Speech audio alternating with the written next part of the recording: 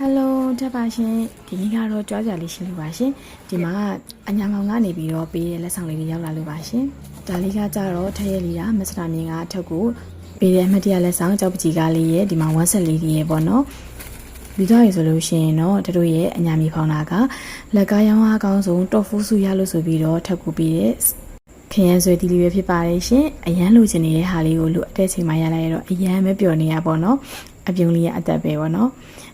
ကဲပြီးတော့ဆိုလို့ရှိရင်တော့တစ်ခုကတော့လိုအပ်တယ်ပေါ့နော်ဒါပေမဲ့မဝယ်ပြဘူးဖြစ်နေတဲ့ DM9 လေးပဲဖြစ်ပါတယ်ရှင်ကိုဆိုအရန်နှစ်မျိုးတော့သိန်းချီဆိုရင်မဝယ်ပြဘူးပေါ့နော်ဒါလေးကိုလည်းထရက်လီတာမဆနာမြင့်ကလက်ဆောင်ပေးတာဖြစ်ပါတယ်ရှင်